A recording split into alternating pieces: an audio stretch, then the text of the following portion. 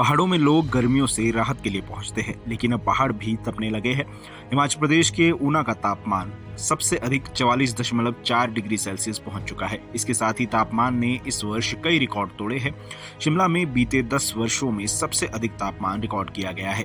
29 मई तक मौसम विज्ञान केंद्र शिमला द्वारा हीट वेव का ऑरेंज अलर्ट जारी किया गया है। हालांकि 29 मई के बाद कुछ राहत मिलने की उम्मीद है। 29 मई से एक पश्चिमी विक्षोभ सक्रिय हो रहा है, जिससे 29, 30 और 31 मई को आंधी तूफान की भी संभावना है। मौसम विज्ञान केंद्र शिमला के निदेशक सुरेंद्र पॉल ने बताया कि हिमाचल प्रदेश के जिला ऊना, बिलासपुर, मंडी, हमीरपुर, सिरमौर और सोलन जिला के क्षेत्रों के लिए हीट वेव का ऑरेंज अलर्ट जारी किया गया है।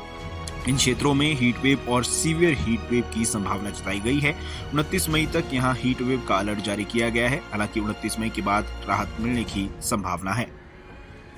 ऑरेंज अलर्ट है ऊना, बिलासपुर, मंडी, हमीरपुर और कुछ एरियाज सिरमौर और सोलन के यहाँ पे भी तापमान बढ़ते हैं। तो यहाँ पे ऑरेंज अलर्ट हमने 48 आवर्स के लिए रखा है। उसके बाद ये चांसेस हैं कि तापमान में कुछ एरियाज में कमी आएगी, क्योंकि थंडरस्टॉर्म एक्टिविटी की हम संभावना लगा रहे हैं 28 के बाद, 29, 30 और 31 को। तो उसके बाद कुछ जो है रिलीफ जो है इससे मिल जाएगा। घंटे में ऊना में हाईएस्ट 44.4 डिग्री रिकॉर्ड किया गया और शिमला में रिकॉर्ड ब्रेक हुए हैं। 2014 के बाद जो है पहली दफ़ा ऐसा हुआ कि टेम्परेचर जो है 30.6 रिकॉर्ड किया गया।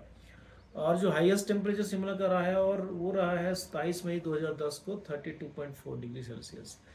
और जहाँ तक बाकी जिलों की बात है, उसमें मंडी, हमीरपुर और बिलासपुर ऐसे जिले हैं जहाँ तापमान 6 डिग्री सेल्सियस जो है सामान्य से ज़्यादा रहा है। तो कुल मिला के प्रदेश के अधिकांश हिस्सों में heat wave to severe heat wave condition चल रही है। और ये जो स्थिति है अभी अगले कम से कम 48 घंटे तो रहेगी।